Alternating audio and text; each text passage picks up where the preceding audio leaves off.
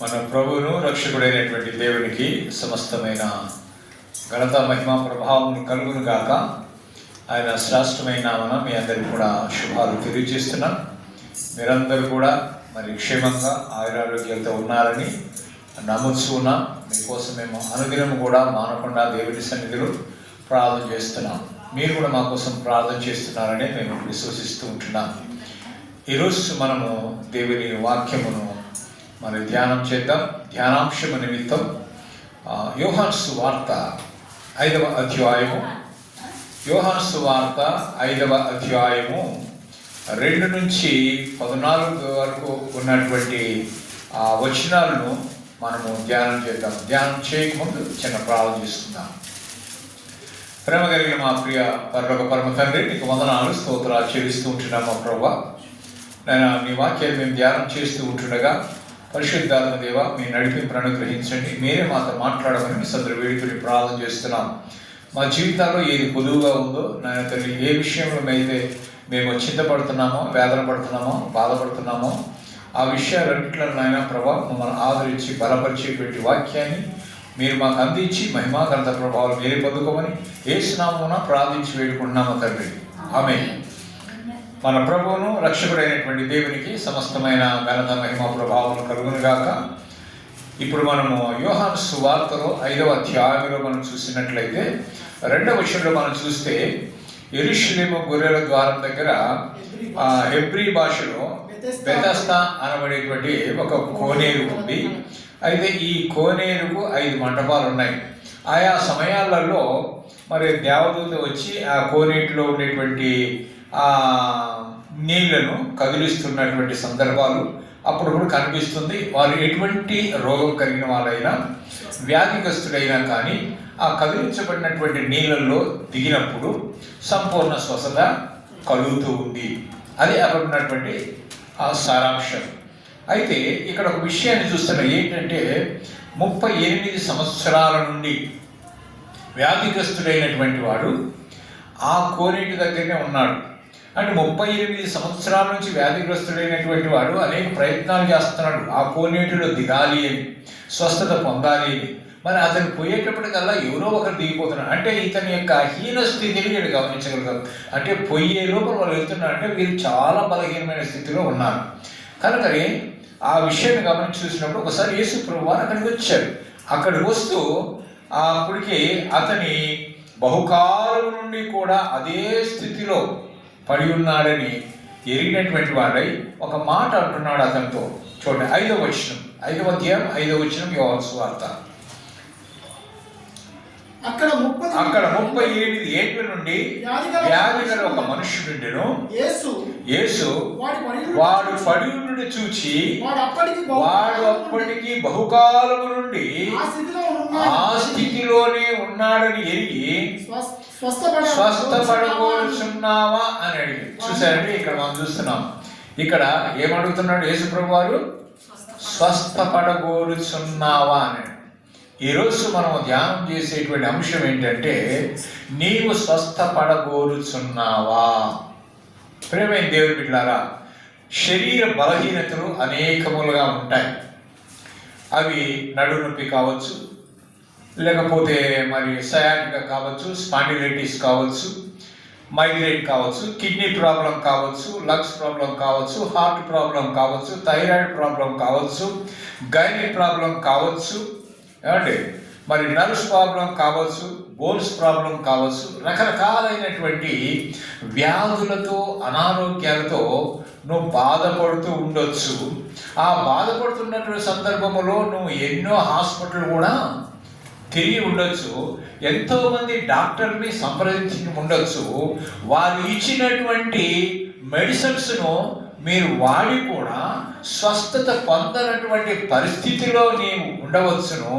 అలాంటి సమయంలో నీవు మరి స్వస్థత పొందలేక విసిగిపోయినటువంటి వారివై, లేకుంటే వేసారిపోయినటువంటి వారుగా ఉండి నీ గుండెలో పుట్టెడు దుఃఖము నింపుకున్నటువంటి వారుగా ఉండి ఎవరితో సేవ చేయించుకోలేను, నేను ఎవరికి ఉపయోగకరంగా లేను, నేను ఒకరితో సేవ చేయించుకునే పరిస్థితిలో ఉన్నాను, నేను అందరికి కూడా భారమైపోయాను, నా బ్రతుకు వేస్ట్, నా బ్రతుకు ఇంతేనా అని చెప్పేసి ఒకవేళ నీవు ఈ ఉదయకాల సమయంలో నువ్వేమన్నా రోధిస్తున్నావేమో, లేకపోతే బాధపడుతున్నావేమో, లేకపోతే దుఃఖపడుతున్నావేమో, కానీ మరి నీకు ఒక శుభవార్త ఏంటి అంటే ఈ అనారోగ్యతలన్నింటినీ కూడా, ఈ బలహీనతలన్నింటినీ కూడా దాని నుంచి విడిపించగలిగినటువంటి వాడు ఒకడున్నాడు. ఎటువంటి రోగమైనా, ఎటువంటి బలహీనత అయినప్పటికీ కూడా స్వస్థపరచగలిగినటువంటి వాడు ఒకడున్నాడు. ఆయనే దేవుడు. డాక్టర్లకు మించినటువంటి డాక్టర్, పరమ డాక్టర్ అయినటువంటి యేసు ప్రభు వారే. నీవు నమ్మితే నీ జీవితాల్లో అద్భుతాలు చూస్తావు. నన్ను స్వస్థపరచగలిగిన దేవుడు అని నీవు నమ్మగలిగితే, ఆయన మీద నీ విశ్వాసం ఉంచగలిగితే తప్పకుండా నీ జీవితంలో, నీ బ్రతుకులో అద్భుతాలు నీవు చూస్తావని మీకు జ్ఞాపకం చేస్తూ ఉంటున్నాను. మనుషులకు అసాధ్యమైనది ఏదైనా ఉండవచ్చేమో, కానీ దేవునికి మాత్రము ఏది కూడా అసాధ్యము కాదు. అసాధ్యములన్నింటినీ కూడా సుసాధ్యం చేయగలిగినటువంటి వాడు మన యేసయ్యాన్ని జ్ఞాపకం చేస్తున్నాను. ప్రేమైన దేవుని బిడ్డలారా, ఆయన స్వస్థపరిచేటువంటి దేవుడు, సర్వశక్తిమంతుడైనటువంటి దేవుడు. కష్టకాలంలో నిన్ను మరి మర్చిపోకుండా నిన్ను ఆదరించేవాడుగా ఉన్నాడు, నిన్ను నడిపించేటువంటి వాడుగా ఉన్నాడు, నిన్ను బలపరిచేటువంటి వాడుగా ఉన్నాడు.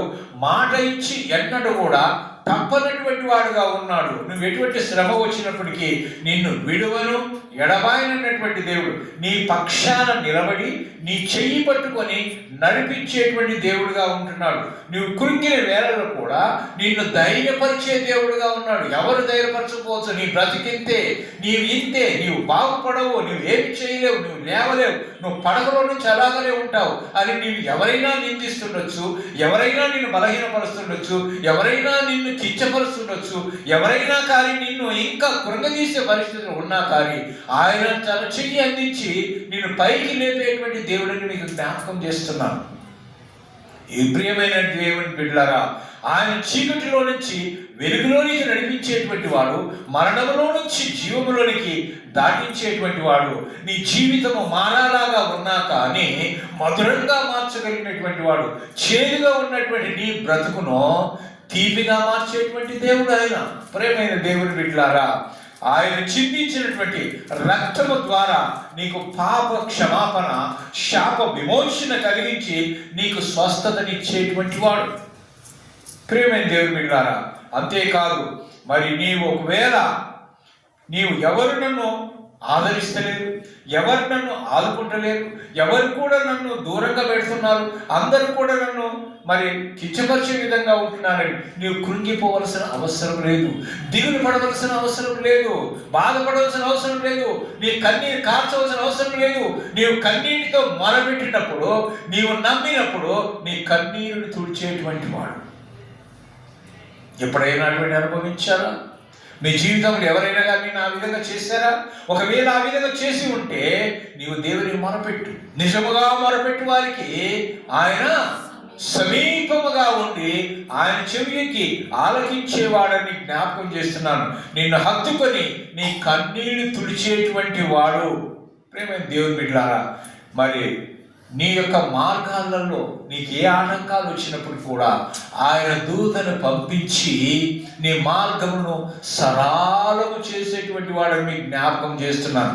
నీకు వచ్చేటువంటి ఆటంకాలన్నింటినీ కూడా తొలగించి నీకు విజయాన్ని ఇచ్చేటువంటి దేవుడిని మీకు జ్ఞాపకం చేస్తూ ఉంటున్నాను. అంతేకాదు నీ జీవితంలో అగ్ని లాంటి శ్రమలు ఏ వచ్చినప్పటికీ కూడా వాటిలన్నింటినీ కూడా నీకు సమాధానకరమైనటువంటిదిగా, నీకు ఆహ్లాదకరమైనటువంటిగా చేసేటువంటి వాడు నేను ప్రకటించేటువంటి యేసు ప్రభు. దేవుని వందనాలు తెలియచండి. హల్లెలూయా. ప్రియమైన దేవుని బిడ్డలారా, మరి యేసు ప్రభు వారు ఆయన గొప్ప దేవుడు, మంచి దేవుడు, దయగలిగినటువంటి వాడు, కృప కలిగినటువంటి వాడు, ప్రేమించే దేవుడు, స్వస్థపరిచేటువంటి దేవుడు. ఈరోజు అతనితో అంటున్నాడు, నీవు స్వస్థపడబోతున్నావా? ఈరోజు నీవు ఇక్కడ కూర్చున్నటువంటి వారు, లేకంటే టీవీలో చూసేటువంటి వారు, యూట్యూబ్లో చూసేటువంటి వారు, నువ్వు ఏ స్థితిలో ఉన్నావో ఆయన బాగా తెలుసు. నువ్వు ఏ విధంగా ఉండి నువ్వు బాధపడుతున్నావో, వేదన పడుతున్నావో, దుఃఖపడుతున్నావో అవన్నీ కూడా ఆయనకు తెలుసు. ఈరోజు నువ్వు ఆయన సన్నిధిలో ప్రభువా నన్ను స్వస్థపరచు అని ఎప్పుడైతే నీవు దేవుని వైపు చేతులెత్తి నీవు కన్నీటితో మొరపెట్టుకుంటావో ఇమ్మీడియట్గా క్షణం కూడా ఆగకుండా ఆయన నిన్ను ముట్టి స్వస్థపరచును గాక. ఆమేన్. ప్రేమైన దేవుని బిడ్డలారా, యేసు ప్రభు వారు చేసినటువంటి స్వస్థతలు అన్నిటిని కూడా మనము బైబిల్ గ్రంథంలో చూస్తాం. మత్తయి సువార్త, మార్కు సువార్త, లూకా సువార్త, యోహాను సువార్త, ఈ 4 సువార్తలలో కూడా వివరముగా అవి అక్కడ వ్రాయబడినట్లుగా, నమోదు చేయబడినట్లుగా పరిశుద్ధ గ్రంథాలు మనకు చెబుతూ ఉంటున్నాయి. ఆయన ఎన్నో అద్భుత కార్యాలు చేశాడు. వాటిలన్నిట్లలో కొన్ని మీ ముందు పెట్టాలని నేను ఆశపడుతున్నాను కనుక జాగ్రత్తగా మీరు ఆలకించాలని నేను కోరుతూ ఉంటున్నాను. మొదటగా మనం చూసినట్లయితే మార్కు సువార్తలో 10వ అధ్యాయము 51వ వచనం 52వ వచనం గమనించి చూసినట్లయితే యేసు ప్రభు వారు యెరికో మార్గమున వెళ్తూ ఉంటున్నాడు. యెరికో మార్గమున వెళ్తున్నప్పుడు ఆ యెరికో మార్గములో రోడ్డు పక్కన ఒక గుడ్డివాడు కూర్చొని ఉన్నాడు. గుడ్డివాడు కూర్చున్నాడు, భిక్షం అడుక్కుంటూ ఉంటున్నాడు. మరి యేసు ప్రభువుని గురించి తెలుసుకున్నాడు. ఆయన ఎన్నో స్వస్థతలు చేస్తున్నాడు, గుడ్డివారు కన్నుస్తున్నాడని, చెవిటి వారు వింటున్నారని, మగవారు మాట్లాడుతున్నారని, చనిపోయిన వారు లేస్తున్నారని, నానా విధములైన రోగములతో బాధపడుతున్నారా వారందరూ కూడా స్వస్థత పొందుతున్నారా అని విన్నాడు. కానీ అతనికి స్వస్థత పొందాలని ఆశ ఉంది, కానీ అతనికి అవకాశం లేదు. ఎందుకు అంటే ఆయన ఎటు పోలేని పరిస్థితి. మరి యేసు ప్రభువే ఈ దారిలో వస్తే ఎంత బాగుండు అని ఆశపడినటువంటి వాడు. కానీ ఆ సందర్భం రానే వచ్చింది. యేసు ప్రభు వారు ఆ మార్గంలో వెళ్తూ ఉంటున్నప్పుడు, జనసందోహం కూడా ఆయన వెంట వెళ్తూ ఉంటున్నప్పుడు, ఆ గందరగోళంలో ఏంటి అని అడిగినప్పుడు నజరేయుడు యేసు వెళ్తున్నాడు అని చెప్పేసినప్పుడు అప్పుడు అతను అడుగుతూ ఉంటున్నాడు అంట. ఎవరు వెళ్ళారంటే నజరేయుడు యేసు. అవునా, యేసు నన్ను కరుణించు అని గట్టిగా కేకలు వేశాడు. చూసాడండి, నువ్వు ఊరుకోవాయా, ఏమరుస్తున్నావు అని చెప్పి పక్క జనాలందరూ కూడా దాన్ని అణిచివేయాలని చూసినా ఇంకనూ బిగ్గరగా గట్టిగా ఆయన అరుస్తున్నాడు, కరుణించుము అని, యేసు నన్ను కరుణించు. అయితే ఆగిపోయినట్టు స్వరం విని ఆగిపోయినటువంటి యేసయ్య ఆగిపోయి కరుణించి వాడు పిలుచుకుని రాయనట్టునే అటు పిలిచి వస్తున్నానే. ఏమన్నా నేనేం చేయాలని కోరుతున్నావు అని అంటే అడేమంటున్నాడు తెలుసా, నాకు చూపును అనుగ్రహించు, దయచేయుడు, నీకు నీ విశ్వాసం ప్రకారం కలుగును కాకుండా వారికి చూపు వచ్చింది. ప్రేమైన దేవుని బిడ్డలారా, రెండవది మనం చూస్తాం. మరి మత్తయి సువార్త 8వ అధ్యాయం 2-3 వచనాలు చూసినట్లయితే యేసు ప్రభు వారు 5, 6, 7 అధ్యాయాలు ఇవి కొండ మీద ప్రసంగాలు. ఆ ప్రసంగం చేసి కొండ మీద నుంచి కింది దిగుతూ వస్తున్నప్పుడు ఆయన వెంట బహుజన సమూహము వస్తున్నారు. ఒక్కరు కాదు, బహుజన సమూహం వస్తున్నారు. ఆ వెంబడిస్తూ ఉంటున్నప్పుడు ఆ సందర్భంలో ఒక కుష్ఠరోగి వచ్చాడు. ఆ కుష్ఠరోగి వచ్చి ఏమంటున్నాడంటే ఆయన మొక్కి, ప్రభువా నీకు ఇష్టమైతే నన్ను శుద్ధినిగా చేయగలవు అని అన్నాడు. అప్పుడు ఆయన ఏమన్నాడు తెలుసా, నాకు ఇష్టమే అని ఆయన చెయ్యి చాపి వారిని ముట్టాడు. తక్షణమే వారి యొక్క కుష్ఠరోగము వాడిని వదిలిపోయింది, శుద్ధుడైపోయినాడు. చూడండి, మార్కు సువార్త 2వ అధ్యాయం 1-2 వచనాలు మనం చూసినట్లయితే అక్కడ యేసు ప్రభు వారు ఒక ఇంట్లో ఉన్నాడు. ఒక ఇంట్లో ఉన్నప్పుడు వాకిటి కూడా నిలబడటానికి స్థలము లేదు. జన సందోహం బాగా ఉన్నారు. ఎంతోమంది ఆయన మాటలు వినడానికి వచ్చారు, ఎంతోమంది స్వస్థత పొందాలని వచ్చారు.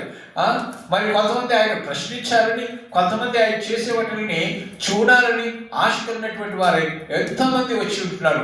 లోపలికి దూరడానికి కూడా వెళ్ళటానికి కూడా స్థలం లేనటువంటి పరిస్థితులలో కొంతమంది ఏం చేశారంటే ఒకడిని పక్షవాయుగల వాడిని మోసుకొని వచ్చారు. నలుగురు తీసుకొచ్చి లోపల పోవడానికి వీలు లేకపోతే ఆ ఇంటి పైకప్పు విప్పి ఏం చేశారు, ఉన్న పాటున మంచముతో పాటు అదే ఆ వ్యక్తిని యేసు ప్రభు ఎక్కడ కూర్చున్నాడో ఆ మధ్యన దించారు. అప్పుడు యేసు ప్రభు వారి విశ్వాసాన్ని చూసి వాడిని చూసి ఏమన్నాడు తెలుసా, కుమారుడా నీ పాపములు క్షమించబడి ఉన్నాయి అని వెంటనే ఏమన్నాడు తెలుసా, నీ పరుపెత్తుకొని నీ ఇంటికి వెళ్ళు అన్నాడు. చూసారండి, అంటే పాపములు క్షమించబడిన వెంటనే వాడికి స్వస్థత కలిగింది. పాపాల వల్ల కూడా మనకు రోగాలు వస్తాయి. మనము చేసే అతిక్రమాల వల్ల మనకు రోగాలు వస్తాయి. మనము చేసే దుష్ట క్రియల వల్ల మనకు రోగాలు వస్తాయి. దేవుడు ఏదో రోగాలు పంపించాడు అనుకోబాకండి. దేవుడు రోగాలు పంపించాడు ఎప్పుడే కానీ. దేవుడు స్వస్థపరిచేవాడే కానీ ఆయన రోగిష్టి చేసేవాడు కాదు. రోగం నుంచి విడిపించేవాడు, రోగం నుంచి తొలగించేవాడు, సంతోషాన్ని కలిగించేటువంటి వాడు. ఇతనికి ఆ విధంగా అంటే నీ పాపములు క్షమించబడ్డాయి అంటే వాడు చేసిన పాపం బట్టి వాడికి ఆ రోగము వచ్చింది. ఎప్పుడైతే నీ పాపాలు క్షమించబడ్డాయో నీ పరిమితులు ఇంటికి మాటనే వాడు లేచి ఆరోగ్యవంతుడైతే ఆ యొక్క పడకను తీసుకుపోయినట్టుగా చూస్తూ ఉన్నాం. ప్రియమైన దేవుని బిడ్డలారా, లూకాసు సువార్త 17వ అధ్యాయం 11 నుంచి 19 వచనాలు మనం చూసినట్లయితే యేసు ప్రభువారు యెరూషలేము నుంచి మరి సమరయ గలిలయ మధ్యగా వెళ్తూ ఒక గ్రామంలో ప్రవేశించినప్పుడు అక్కడ 10 మంది కుష్ఠరోగులు వచ్చారు. 10 మంది కుష్ఠరోగులు వచ్చి స్వస్థపరచబట్టుగా మమ్మల్ని కరుణించయ్యా అని చెప్పేసి అని వాళ్ళు కేకలు వేశారు. అంటే కుష్ఠరోగులు దగ్గరికి రావడానికి అవకాశం లేదు, వాళ్ళు దూరమనే ఉండాలా, వీళ్ళని అంటుకోవడానికి లేదు. కుష్ఠరోగుల పాలెంలో అవతల ఉండాలి. వాళ్ళ అందరితో జనసంచారం చేసే అవకాశం లేదు, అందరితో కలిసి ఉండేటువంటి అవకాశం లేదు. వెలివేయబడినటువంటి వారుగా, తృణీకరించబడినటువంటి వారుగా, నీచులైనటువంటి వారుగా, రోగిష్ఠులైనటువంటి వారుగా ఉన్నారు కనుక దూరంగా పెట్టేటువంటి వారు. వాళ్ళ క్వాలిటీనే డిఫరెంట్. వాళ్ళు దేవ ప్రదేశంలో ఉండవలసినటువంటి వారే, మందితో కలిసి తిరిగే అవకాశం లేదు. కానీ ఇక్కడ ఆ 10 మంది వచ్చి మమ్మల్ని కరుణించు అన్నప్పుడు యేసుప్రభువు వారు ఏమన్నాడు తెలుసా? మీరు వెళ్ళి మీ యాజకులకు కనపరచుకోండి. 10 మంది వెళుతూ ఉన్నారు, వారిని నమ్మినారు, విశ్వసించినారు, మరి వెళ్తున్నప్పుడు మార్గ మధ్యములోనే వారు స్వస్థత కలిగారు.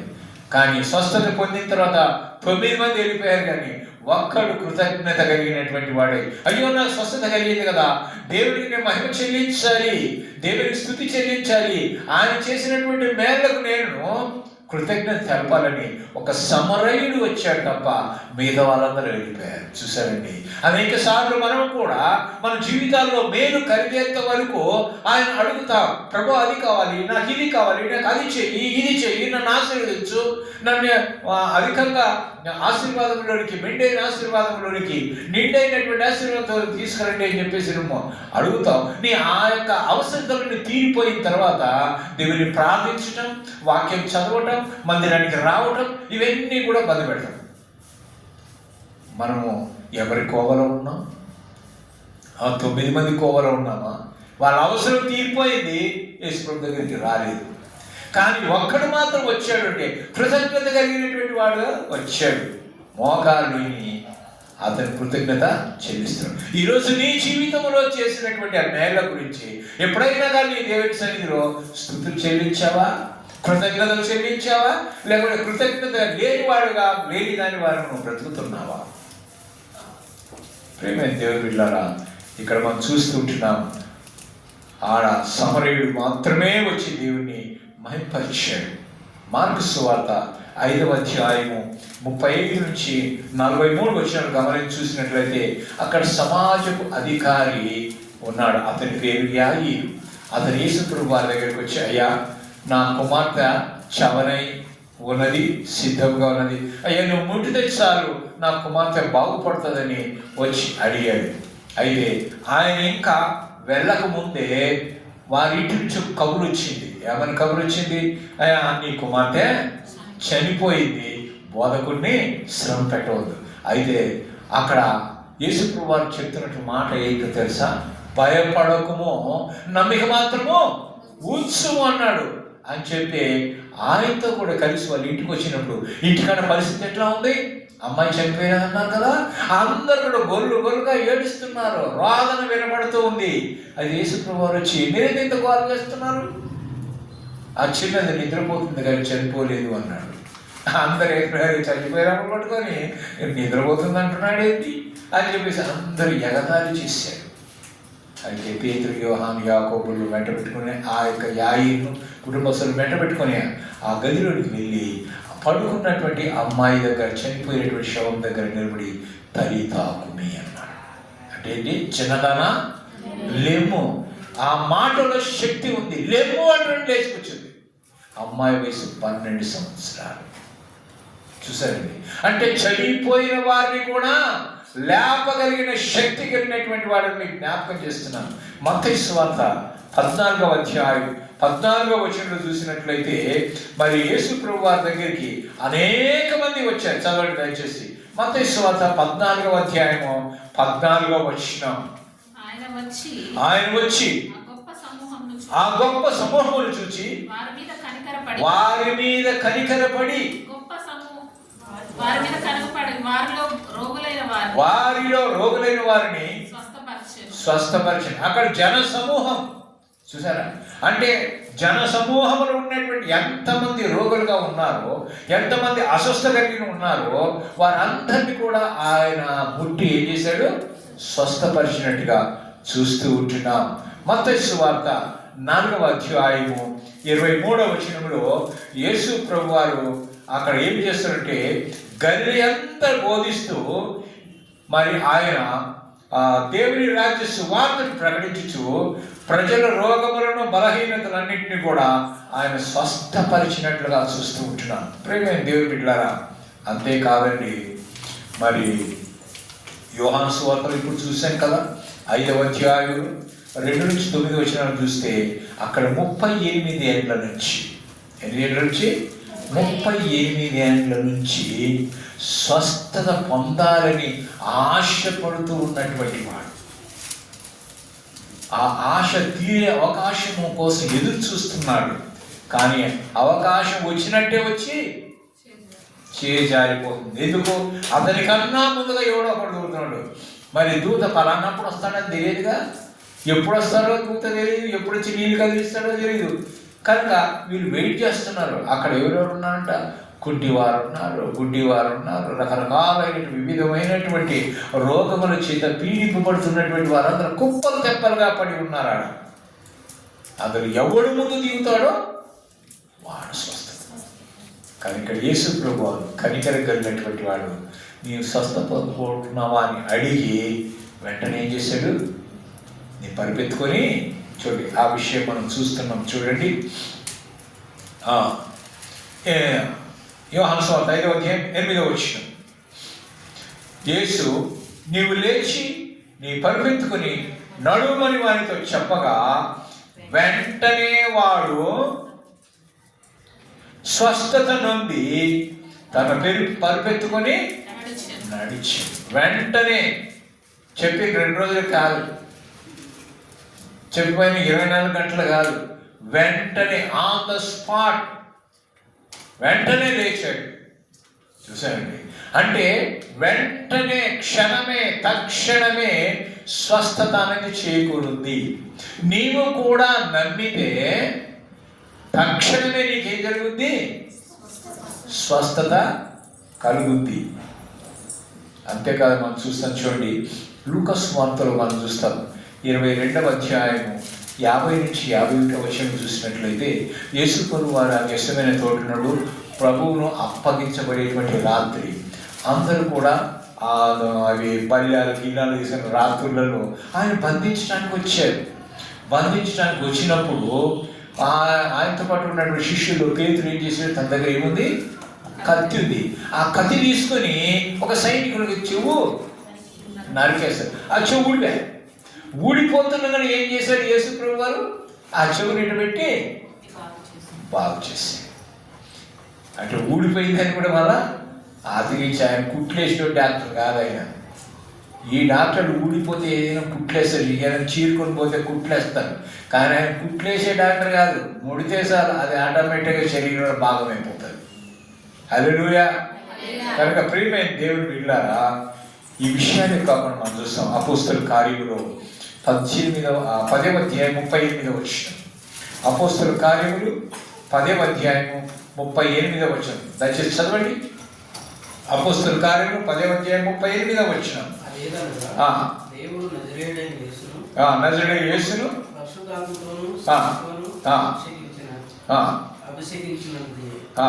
దేవుడు ఆయన తోడైండెను, ఆయన మేలు చేయుచు అపవాది చేత పీడింపబడిన వారినందరినీ స్వస్థపరచుచు సంచరించుచుండెను. చూసారండి, అపవాది చేత, కేవలం రోగములే కాదు, అపవాది చేత, దయ్యముల చేత, దుష్ట శక్తుల చేత, అంధకార శక్తుల చేత పీడింపబడుతున్నటువంటి వారిని అందరినీ కూడా వారికి వాటి నుంచి విడుదల చేసేటువంటి దేవుడు.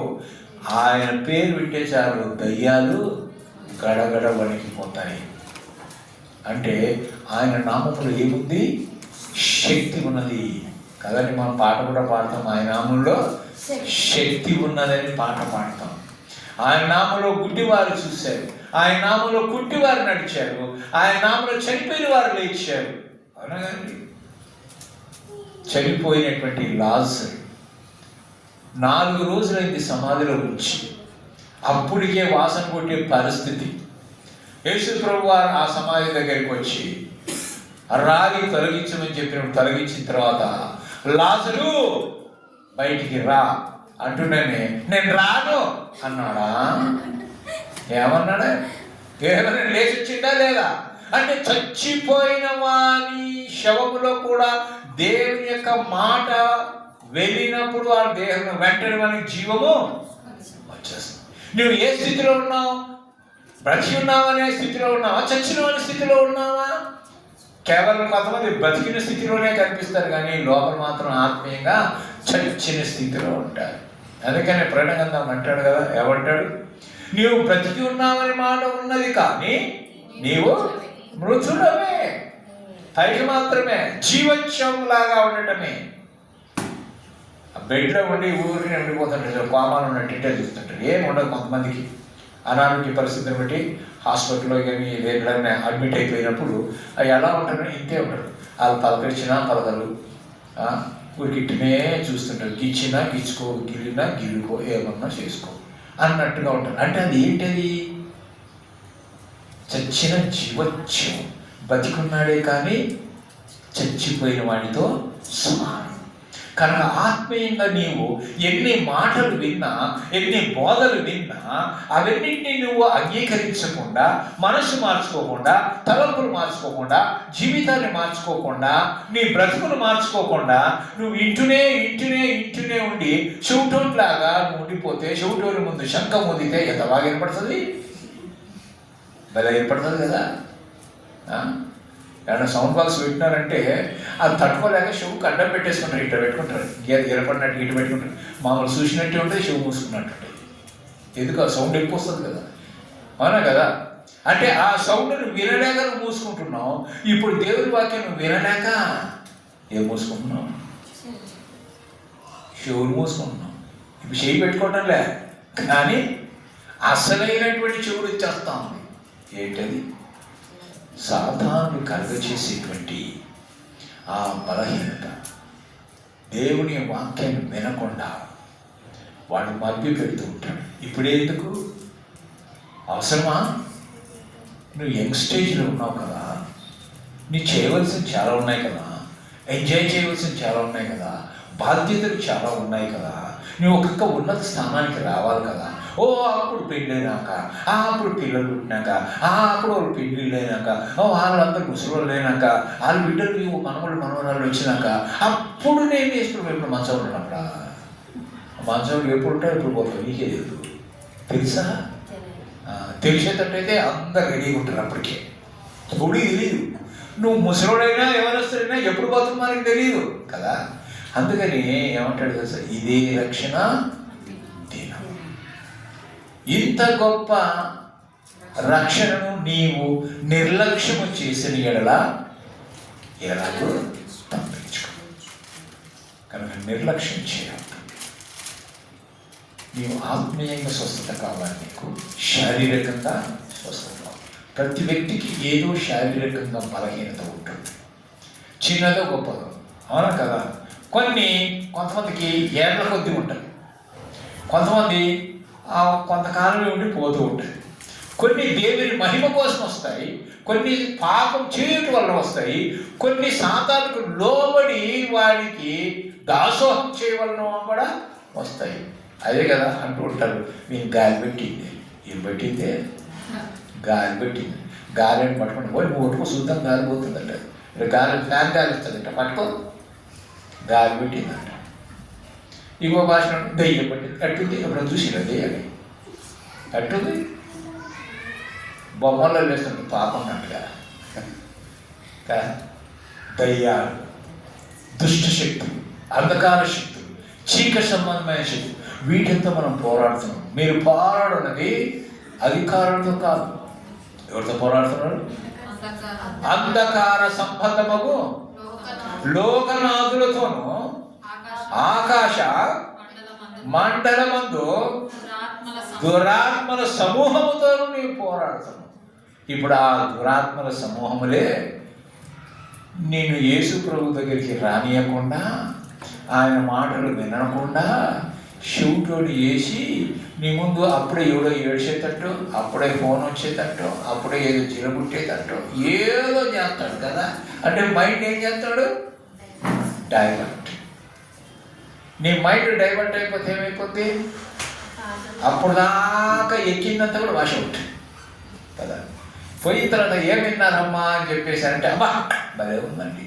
ఏది భలే ఉంది, ఏది చెప్పండి అంటే తలగీరుకోవడమే. ఎందుకో బుర్రలెక్కితే కదా, అవునా కదా.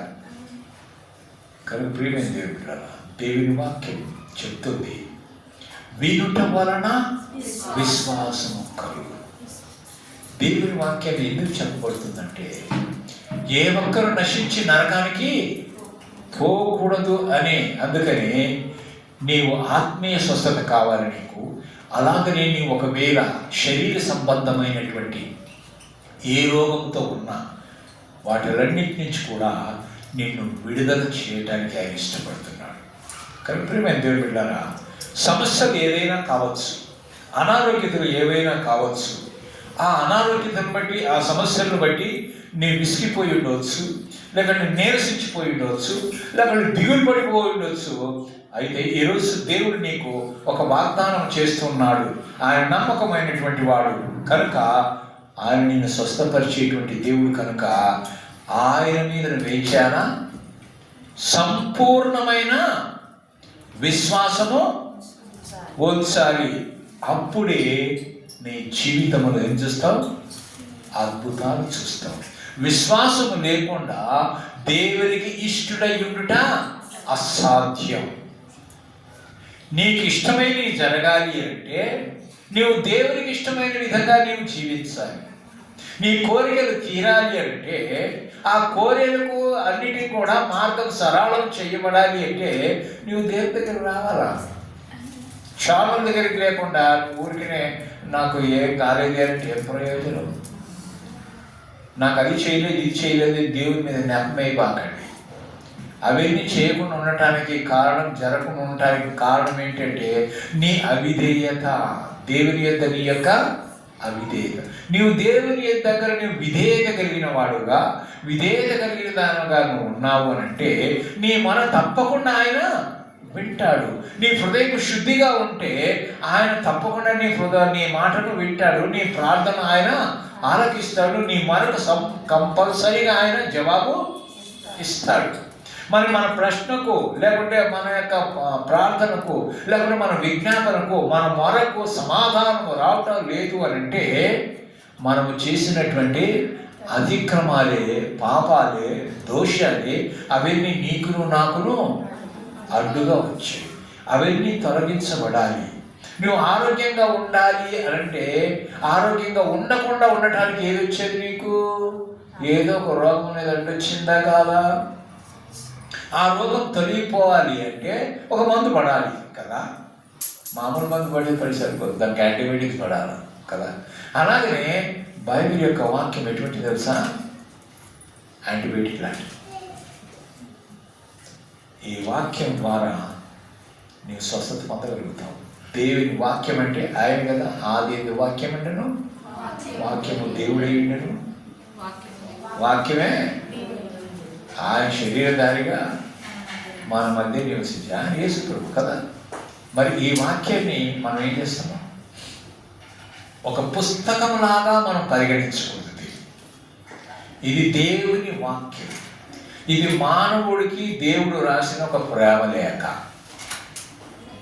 ఇందులో అన్నీ ఉన్నాయి.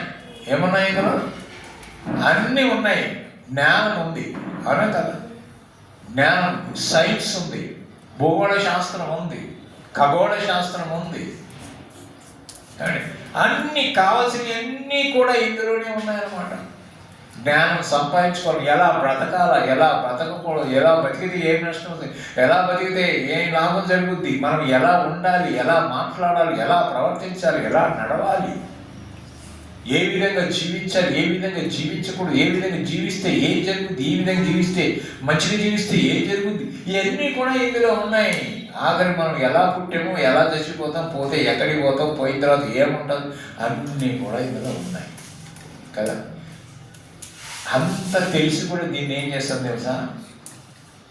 నిర్లక్ష్యించి పక్కన పెట్టేస్తాం. ప్రార్థనకు రమ్మంటే పట్టుకుంటాం, సిగ్గుపడతాం కదా. బా ఇంత బాగుంటుంది, ఏ పట్టుకొస్తారు, ఈ చిన్న ఉన్న జ్వరం పెట్టుకోమో సరిపోతుంది. ఏంటది? చెల్లు. ఇంత చిన్న చెల్లు, అందులోనే పాట కొట్టేసి ఉంటాం, అందులోనే వాక్యం కొట్టేసి ఉంటాం, అవునా? దానికి వైరస్ వచ్చిపోయింది అనుకోండి, ఏమీ కనిపించదు. దీనికేం వైరస్ రాదు, నీ సెల్కే వైరస్ వస్తుంది. అవునా లేదా? ఏమండి, ఒకరోజు రాబోతుంది ఈ వాక్యం కూడా దొరికే అవకాశం లేదు. ఈ వాక్యం ఎక్కడ ముద్రించబడాలి? ఇదేమో పుస్తకం లాగా ప్రింటింగ్ మిషన్లలో ప్రింట్ అవుతుంది, కానీ ఈ వాక్యం, ఇందులో రాయబడిన వాక్యం ఎక్కడ ముద్రించబడాలి తెలుసా? మన హృదయంలో ముద్రించబడాలి. కనుక ఇది అంగీకరించాలంటే హృదయ శుద్ధి కలగాలి. అంటే హృదయం శుద్ధికరం అంటే శుద్ధి లేదు అని. హృదయం అన్నిటికంటే మోసకరమైనది, అది ఘోరమైన వ్యాధి. ఎటువంటి వ్యాధి? ఘోరమైన వ్యాధి. కనుక ఆ వ్యాధులన్నింటినీ తొలగించడానికి ఇష్టపడతాను. నీవు ఆ ఘోరమైన వ్యాధి నుంచి నీవు స్వస్థపడగోరుచున్నావా? అక్కడ 38 ఏళ్ళ నుంచి కోనేటి దగ్గర ఉన్న వాడికి ప్రశ్న వేస్తున్నాడు. ఈరోజు నీకేం ప్రశ్న వేస్తానంటే, నీ హృదయానికి ఉండే ఘోరమైనటువంటి వ్యాధి నుంచి నీవు స్వస్థపడగోరుచున్నావా? నీవు స్వస్థపడగోరితే ఆయన దగ్గరికి రావాలి. రోగిష్ఠులు ఎవరి దగ్గరికి పోతారు? డాక్టర్ దగ్గరికి పోతారా, లేకపోతే విహారయాత్రకు పోతారా, పార్కులకు పోతారా? రోగిష్ఠులు పార్కులకు పోతారా? రోగిష్ఠులు సినిమాలకు పోతారా? యాడికో మరి రోగం పోవాలంటే సినిమాలు చూసే రోగం పోతే, నాటకాలు చూస్తే సినిమాలు పోతే, షెడ్యూల్ చూసుకుంటే రోగం పోతే, అమ్మ నాకు ఈ రోగం వచ్చింది, షెడ్యూల్ చూసుకుంటే రోగం పోతే అంటే అందరూ చూసుకుంటున్నా పోగల. నిన్ను స్వస్థపరిచే యెహోవాను నేనే అన్నాడు కదా.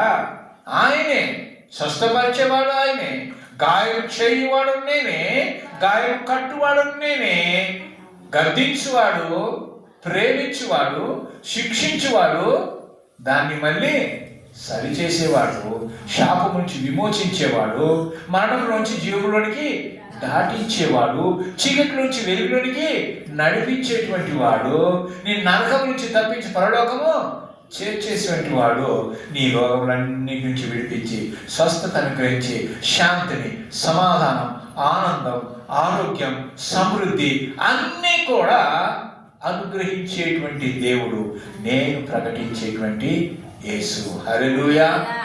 కనుక ప్రేమైన దేవుడు బిడ్డలారా, ఈరోజు నీకు ప్రశ్న వేస్తున్నాడు, నీవు ఆత్మీయంగా స్వస్థపడగోరుచున్నావా? ఒకవేళ స్వస్థపడగోరినట్లయితే యేసు దగ్గరికి వచ్చి, అయ్యా నీవే పరమ డాక్టర్ కదా, హృదయములను అంతర్హృదయములను పరిశీలించేటువంటి నీతి గల దేవుడు కదా, నా హృదయాన్ని పరిశీలించి నా హృదయములో ఉన్నటువంటి ప్రతి దోషమును, ప్రతి పాపమును, ప్రతి అతిక్రమమును, నీకు వ్యతిరేకంగా చేసినట్టయితే ప్రతిదీ కూడా నీవు నా కోసం సిలువలో కార్చిన అమూల్య రక్తము చేత నన్ను కడగండి అయ్యా, పవిత్రపరచండి, పరిశుద్ధపరచండి అని నువ్వు వేడుకుంటే ఆయన ఎంత ఘోర పాపినైనా క్షమిస్తాడు. ఆయన, నువ్వు దుర్మార్గురాలివి, ఇంతకాలం నీ ఇష్టానుసారంగా జీవించి నీకు అంత అయిపోయిన తర్వాత ఇప్పుడు నా దగ్గరకు వస్తావా? నో ఛాన్స్ అట్ ఆల్ అని చెప్పి అనేటువంటి దేవుడు కాదు. ఆయన హక్కులు తీర్చుకునేటువంటి వాడు, నిన్ను కౌగులించుకునేటువంటి వాడు, నిన్ను క్షమించి తన బిడ్డగా మార్చుకునేటువంటి వాడు. అట్టి దేవుడు మనకున్నాడు కనుక నీవు ఒకవేళ ఆ విధంగా నీవు ఏ సమస్యలో ఉన్నా, ఏ ఇరుకులో ఉన్నా, ఏ ఇబ్బందిలో ఉన్నా, ఏ నష్టంలో ఉన్నా, ఏ కష్టంలో ఉన్నా, ఏ బాధలో ఉన్నా, ఏ రోగములో ఉన్నా, వాటిలన్నింటినీ విమోచించగలిగి విడిపించగలిగి దేవుడు నీకున్నాడు. ఆ దేవుడిని ఆశ్రయిస్తే ఆయన తప్పకుండా నీకు మేలు చేస్తాడు, నీ జీవితంలో అద్భుతాలు చేస్తాడు. కనుక అటువంటి దేవుడికి మన హృదయాన్ని సమర్పించుకుందాం, మన జీవితాన్ని సమర్పించుకుందాం. అప్పుడు మన జీవితాలు అద్భుతాలు జరుగుతాయి. అటు కృప దేవుడు మనకు అనుగ్రహించును గాక. ఆమేన్.